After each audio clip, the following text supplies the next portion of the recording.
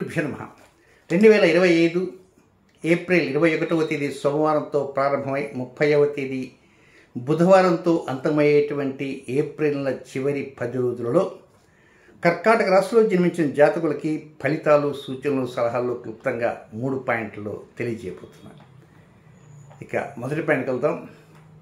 21వ తేదీ ఉదయం నుంచి 22వ తేదీ రాత్రి 12:32 వరకు ఉన్న సమయం అంతా కూడా ఇది ఆనందంగా ఉంటుంది, ఆహ్లాదంగా ఉంటుంది.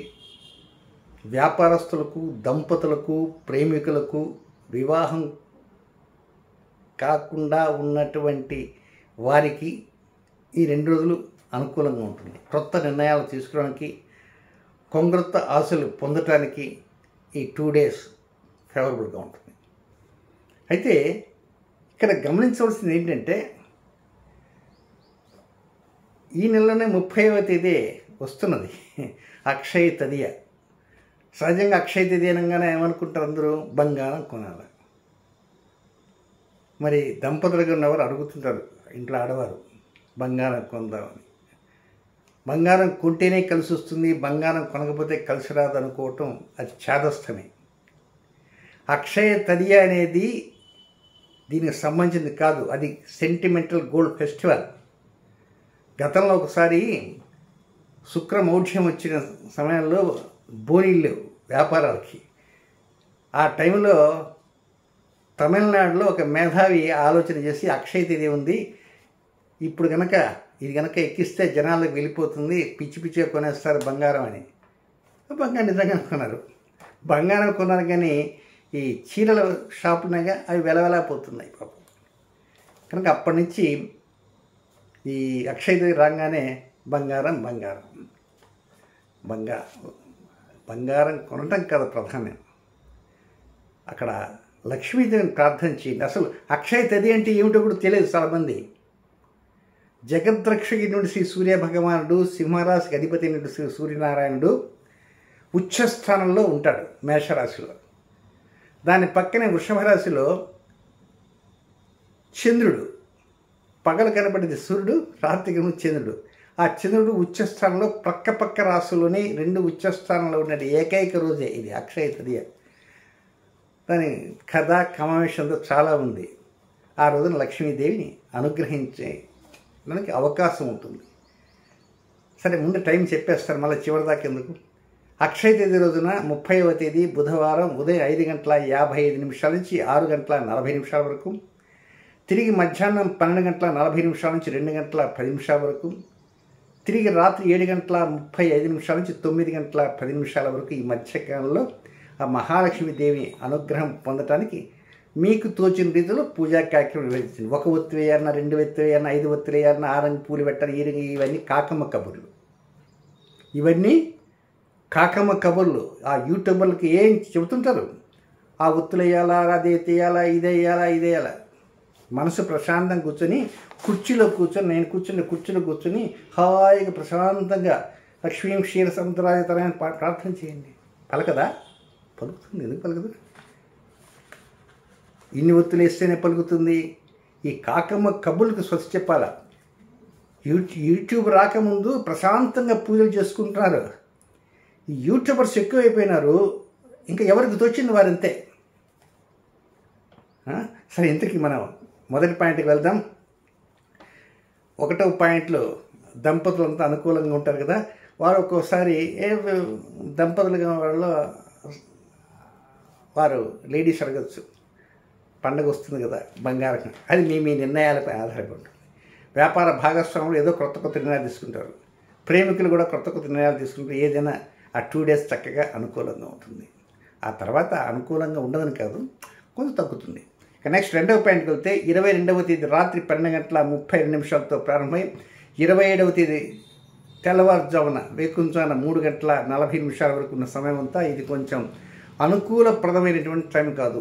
ఇందులో కొంత అష్టమచంద్ర దోషం కూడా కలిసి ఉంది. అష్టమచంద్ర దోషం అంటే ఏమిటంటే ప్రతి నెలలో వస్తుంటుంది, 2.5 రోజుల దాకా ఉంటుంది. ఆ సమయంలో మీకు అష్టమ రాశిలో చంద్రుడు సంచారం చేస్తున్నాడు. ఆ టైంలో మీకు నిజంగా తారాబలం కలిసి ఉన్నప్పటికీ కూడా నక్షత్రం వదిలేయాల్సిందే.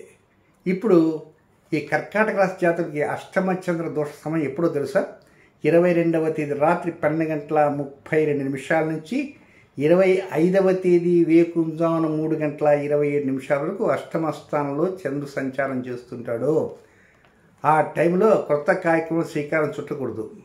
సో ఎనీహౌ ఇప్పుడు 23, 24, 25, 26 4 రోజులు కూడా అనుకూలప్రదం కాదు.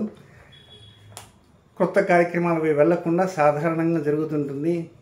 మీది ఏదో లబ్ధి వస్తుంది, పైన వచ్చి పడిపోతుంది, మనకు అద్భుతంగా ఉంది, ఇంక తిరిగి లేదనుకోవచ్చు. జ్యోతిష సంబంధమైన వ్యాపారాలు చాలా దూరంగా ఉండాలి. షేర్ మార్కెట్ చాలా దూరంగా ఉండాలి. కలహాలకి కోపాలకి అత్యంత దూరంగా ఉండాలి. ప్రగల్భాలు పలకకూడదు. పంద్యాల జోలికి అసలు వెళ్ళకూడదు. వెళ్తే మాత్రం అంతే కత్తిరించుకుపోయినట్టు పోతుంటుంది. కనుక ప్రశాంతంగా టైంకి భోజనం చేయండి, సమయాన్ని నిద్రపోండి. మీ పనులు ఏవైతే ఉంటే వాటిని టైంకి చేసుకోవడానికి ప్రయత్నం చేయండి. ఏదైనా అనారోగ్యం ఉందనుకోండి, డాక్టర్ దగ్గరికి పోండి. అంతే తప్ప మందుల షాప్ వాడిచ్చే మందుల మీద మాత్రం వెళ్ళకండి. నెక్స్ట్ 3వ పాయింట్, ఇది సూపర్ పాయింట్. ఇది ఎప్పుడంటే 27వ తేదీ వేకుంజామున 3:40 నుంచి డేట్లు చెప్తా. 27 full day, 28 full day, 29 full day, 30 full day. 27, 28, 29, 30 4 రోజుల్లో 4వ రోజు అక్షయ తృతీయ. నా టైంలు చెప్పాక అక్షయ తృతీయ. ఈ 4 రోజుల్లో లాభస్థానం అనుకూలంగా ఉంటుంది, ఫేవరబుల్ పార్ట్ బాగుంటుంది. దానికి తోడు మీ అడ్మినిస్ట్రేషన్ బాగా చక్కగా ఉంటుంది. ఏదో చాలా మంది పరిష్కారం కాకుండా మూలన పడి అబ్బాయి ముక్కుతూ మురుగుతూ ఉన్నాయి కొన్ని పనులు. ఆ పనులకి ఏదైనా ఇక్కడ మోక్షం రావడానికి అవకాశాలు ఉంటాయి. మీరు ఆ పనుల మీద కొంచెం దృష్టి సారించడానికి కూడా ఈ సమయం అనుకూలంగా ఉంటుంది. ఇంతకీ నెక్స్ట్ ఈ కర్కాటక రాశిలో జన్మించిన జాతకులకి కొన్ని నక్షత్రాల వారికి వ్యతిరేక సమయాలు ఉంటాయి. అవి ఎప్పుడంటే పునర్వసు నక్షత్రం 4వ పాదంలో జన్మించిన జాతకులకి 29వ తేదీ మంగళవారం సాయంత్రం 6:47 నుంచి 30వ తేదీ సాయంత్రం 4:18 వరకు. ఇప్పుడే కదండి అక్షయ తేదీ బ్రహ్మాండం అంటే ఇంతలో మాకేమైంది. అది క్రొత్త కార్యక్రమాలు శ్రీకారం చుట్టడానికి మాత్రమే పనికిరాదు. రొటీన్ కార్యక్రమం చేసుకోండి. నేను చెప్పింది అక్షయ తేదీ లక్ష్మీదేవిని పూజించమని చెప్పాను, అంటే బంగారం కొనమని చెప్పలే. కొత్త కార్యక్రమాలకి కొంచెం దూరంగా ఉండండి, రొటీన్ కార్యక్రమం చేసుకోండి. ఇక నెక్స్ట్ పుష్యమి నక్షత్రంలో జన్మించినటువంటి జాతకులకి 22వ తేదీ మంగళవారం మధ్యాహ్నం 12:44 ప్రారంభమై 23వ తేదీ బుధవారం మధ్యాహ్నం 12:07 వరకు పుష్యమి నక్షత్ర జాతకులకు అనుకూలమైన సమయం కాదు. కొత్త కార్యక్రమాలు శ్రీకారాలు చుట్టకూడదు, రొటీన్ కార్యక్రమాలు చక్కగా చేసుకోవచ్చు. ఇక 3వ నక్షత్రం ఉంది ఆశ్లేష. ఆశ్లేష నక్షత్రం జన్మించిన కర్కాటక రాశి జాతకులకి 23వ తేదీ మధ్యాహ్నం 12:07 నుంచి, ఆ రోజు బుధవారం, 24వ తేదీ ఉదయం 10:49 వరకు ఆ సమయం కూడా అనుకూలప్రదం కాదు. రొటీన్ కార్యక్రమాలు చక్కగా చేసుకోవచ్చు. ఏదేమైనప్పటికీ కూడా కొంత ప్రశాంతంగా ఉండడానికి ప్రయత్నం చేయండి. ఇప్పుడు చివరి 4 రోజులు 27, 28, 29, 30 ఈ 4 రోజులు ప్రశాంతంగా ఉండి, చివరి రోజు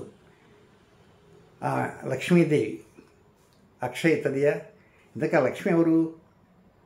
మీ మనఃకారకుడు చంద్రుడికి సోదరి. మనఃకారకుడు చంద్రుడికి సోదరి. కనుక మీ మనసుని పదిలంగా ఉంచుకొని ఆ లక్ష్మీదేవి మీద దృష్టి ఉంచండి. అష్టోత్తరాలు, సహస్రనామాలు, టెంకాయలు అవన్నీ ఉంటాయి. అయ్యా మేము అవన్నీ చేయలేమండి, మేమన్నీ చేయమని నేను చెప్పటంలే. లక్ష్మీదేవిని దృష్టి ఉంచండి, ఆమె దృష్టిలో మీరు పడాలా. అది అక్షయ తేదీ. ఆ రోజు ఇద్దరు ఉంటారు. ఎవరు? రవిచంద్రులు ఉచ్చస్థానంలో ఉంటారు. అలాంటి ఉచ్చస్థానంలో ఉన్నటువంటి ఆ ఇరువురు కలిసినటువంటి రోజు. ఆ రోజున ప్రశాంతంగా ఉండటానికి ప్రయత్నం చేయండి. శుభం.